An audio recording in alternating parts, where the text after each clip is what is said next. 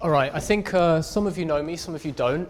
That was a relatively in-depth introduction, so I think I'll skip introducing myself for now. So today we're talking about the topic of genuine relationships, one of the 5 core values that CARP tries to align itself with.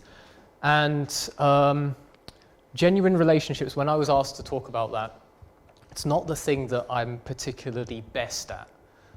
As Mikhail said, I'm kind of an intellectual guy, a bit of a nerd, a little bit awkward teenage phase, maybe not the best at relating to other people, prefer to sit in the corner of my room watching Netflix than actually going out with friends to see a movie, for instance. But on this topic of genuine relationships, it kind of affects everybody, right? As does all these core values. And one thing that I reflect upon a lot is, what is the meaning of life? That's the big question that countless people for thousands of years have tried to ask. Countless people for thousands of years have thought they've answered, or thought that other people's meaning of life was less good than their own, etc., etc., etc. It's the big question. If I asked you what is the meaning of life, is anyone confident in telling me what that would be? And yes, it is a genuinely correct answer. If you think you know what the meaning of life is, or you think you've come close to understanding, at least theorizing what the meaning of life is, then feel free to give me a shout. What do you think? No, I was going to ask you a question. Okay, go for it. What you mean by meaning. Well, the purpose of your life, the reason that you should carry on existing as you are or better right now. The thing that makes human beings, gives them that innate desire to continually improve themselves, that innate desire to live for the next day and carry on after that.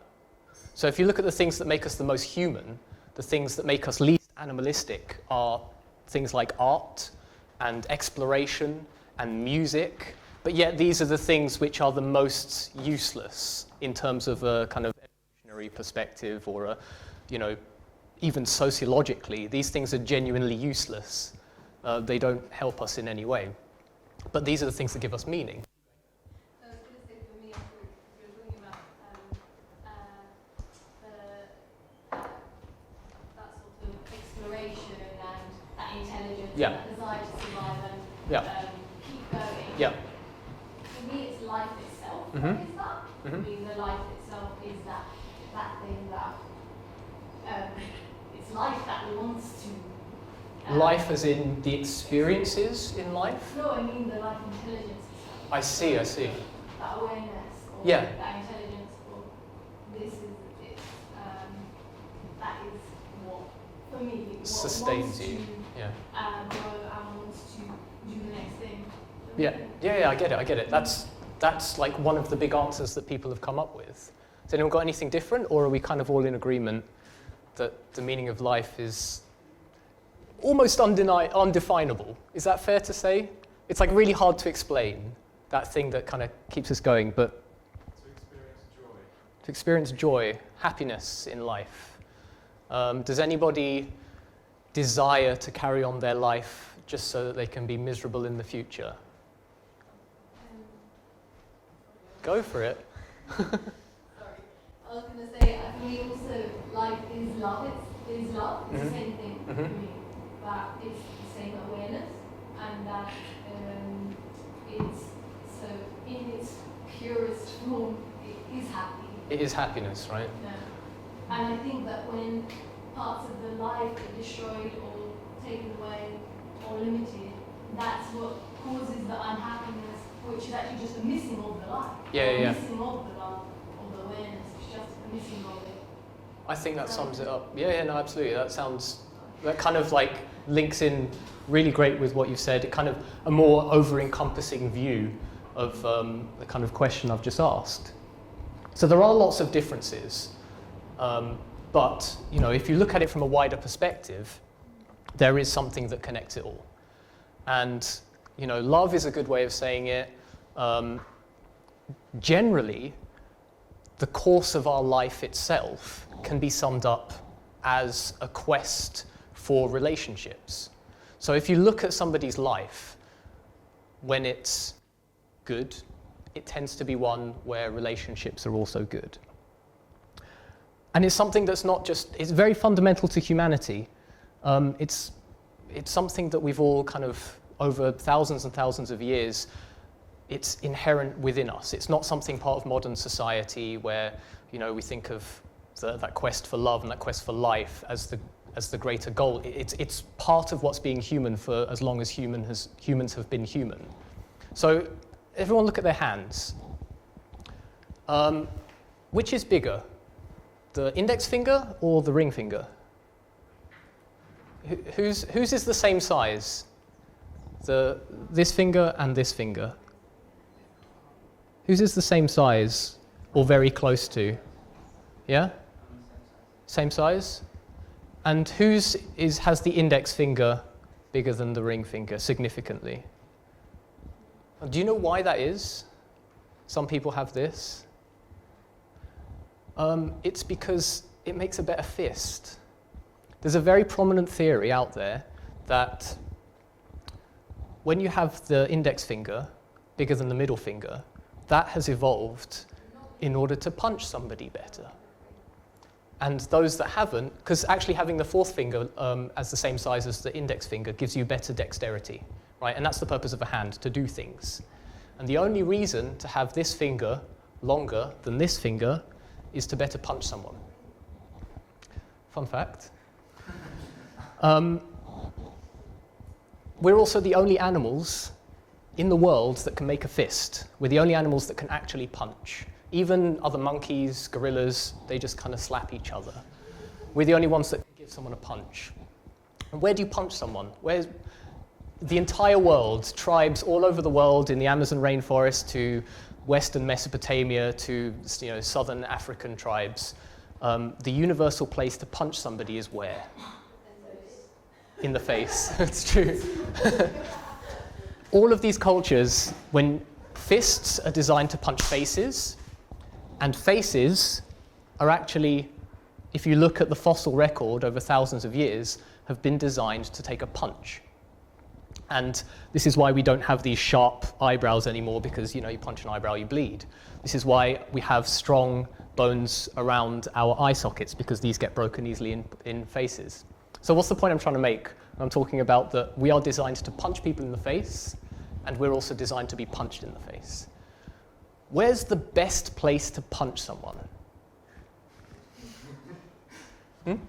Anyone? Where's the best? If you want to take somebody out, where's the best place to punch someone? That's one good place. There's an even better place. Yes, down there. This is the best place to punch somebody. So why do we universally punch the face and not the groin?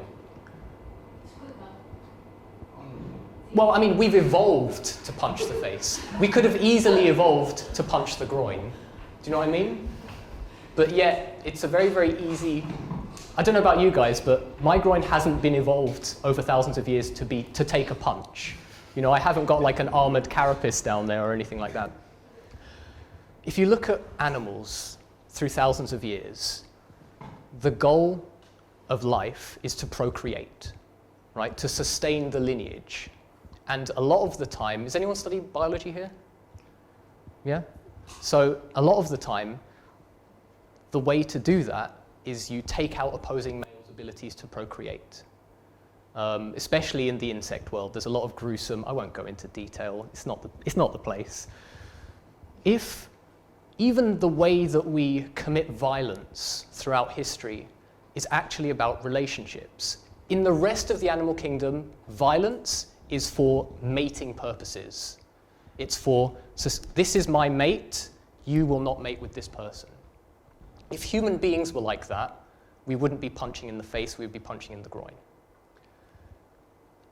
Even the worst parts of humanity are about forming relationships.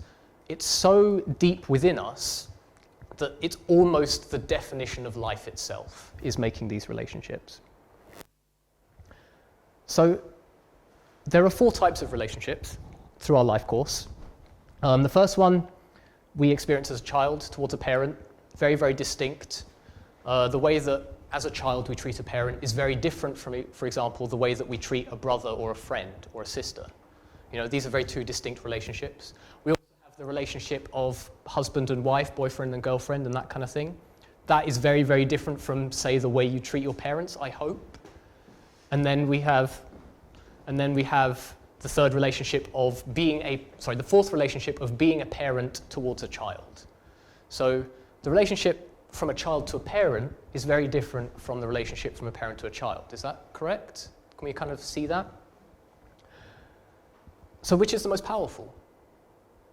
I would say the parent-child relationship. The parent relationship to the child is the most powerful. More powerful than life itself. You would sacrifice your life in a heartbeat for your child. It's completely unconditional. Even if your child hates you back, you can't help but form that relationship. And in a perfect world, we go through all of these relationships, and that's how we learn. That's how we learn to live our life. We learn to be a good child towards our parent. We learn to be friends, and we learn to have good brother-sister relationships. And then we end up having a good sexual relationship. And then finally we have children of our own, and then, great, we learn another form of love. But that's in a perfect world, and we don't live in a perfect world. Societies with a lot of broken families and single parents and unwanted children tend to break down.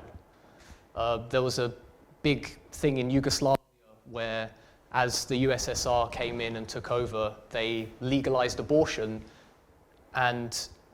made abortion illegal, and as a result, because there were still loads of social problems, loads of kids were being born that were unwanted, and then 20 years later, surprise, surprise, the crime rate skyrocketed and nobody could work out why. It's because this relationship course was being disrupted. The relationship between a child and a parent right at the beginning was being disrupted. So here's something I learned from being a really crappy teenager and from being a terrible child in my early 20s. Arguably late 20s as well, depending on if you ask my parents or not. But it took me a long time to realize why relationships in my life in general were not working out. And it's because I had a bad relationship with my parents. I'd somehow disrupted this natural order of parent-child, brother-sister, husband-wife, child-parent. I'd messed that up somehow. I'd prioritized some relationships over others. I'd striven for one of these relationships, or two or three of these relationships, before I'd managed to complete the first one successfully. And the thing is, because there are 4 ways to hurt a relationship, there are 4 ways to form a relationship, there are also 4 ways to hurt somebody else.